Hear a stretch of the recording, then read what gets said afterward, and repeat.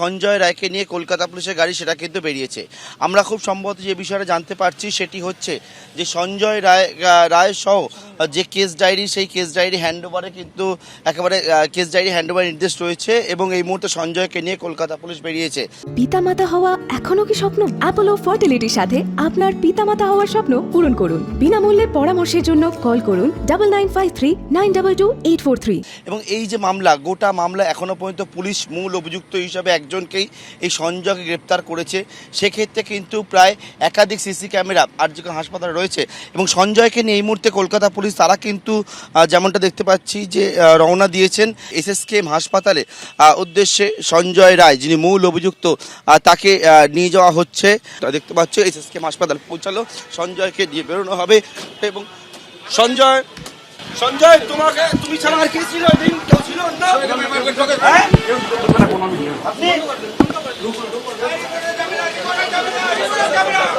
যে মেডিকেল পরীক্ষা, সেই মেডিকেল পরীক্ষা কিন্তু হচ্ছে এসএসকেএম হাসপাতালে এবং সঞ্জয়কে মেডিকেল পরীক্ষা করা হচ্ছে। এই মুহূর্তে দেখতে পাচ্ছ সঞ্জয় রায়, তাকে কিন্তু প্রিজন ভ্যান থেকে নামানো হচ্ছে। একবার কথা বলো।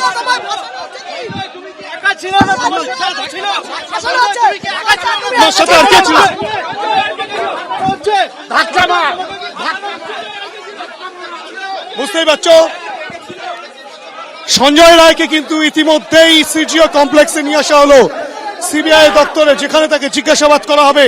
সেই চিত্র কিন্তু দেখা যাচ্ছে। শুধু তাই নয়, তোমাকে বলে রাখি, যখনই সিবিআই তদন্তের নির্দেশ হয় কলকাতা হাইকোর্টের নির্দেশে, তারপরেই কিন্তু তড়িঘড়ি কলকাতা পুলিশের তরফ থেকে সমস্ত নথিপত্র তুলে দেওয়ার জন্য এবং এখনো পর্যন্ত যে তদন্ত প্রক্রিয়া চলেছিল, যা যা তদন্তে বেরিয়ে এসেছে, সমস্ত বিষয় কিন্তু সিবিআইয়ের হাতে তুলে দেওয়ার প্রস্তুতি কলকাতা পুলিশ গতকাল থেকেই করতে শুরু করেছে। এবং কলকাতা পুলিশের তরফ থেকে বলা হয়েছিল সঞ্জয় রায় ছাড়া আর কেউ আছে কিনা সেই বিষয়টা কলকাতা পুলিশ তদন্ত করার জন্য বেশ কয়েকজনকে ডেকেছিল।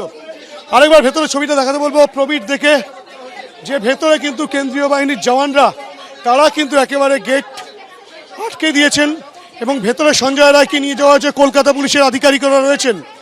এবং এই ঘটনায় সঞ্জয় রায় অর্থাৎ কিনা আরজি করের যে নৃশংস খুন, সেই খুনের ঘটনায় সঞ্জয় রায়কে পুলিশ গ্রেফতার করলেও বারংবার জুনিয়র চিকিৎসক থেকে শুরু করে বিভিন্ন মহল থেকে বলা হচ্ছে যে একজনের পক্ষে সেই নৃশংস খুন করা সম্ভবপর নয় এবং এই ঘটনার নেপথ্যে কিন্তু আরো অনেকে থাকতে পারে, তেমনটাই কিন্তু বারংবার বলা হচ্ছিল।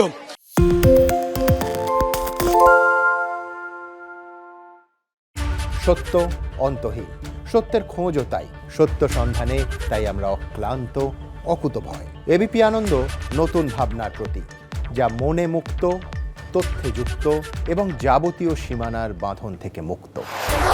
সীমা না শব্দটির মধ্যে লুকিয়ে আছে মানা শব্দটি, যেন চোখ রাঙানি এক অদৃশ্য বেড়াজাল, যা আটকে রাখে আমাদের এক ছোট্ট গণ্ডির মধ্যে। একমাত্র সঠিক খবরই গড়ে তুলবে এক মুক্ত সমাজ। সেই জগৎ গড়ার লক্ষ্যে কোনো সীমানার ঠুকুটি আমরা মানব না। এবিপি আনন্দ এগিয়ে থাকে, এগিয়ে রাখে।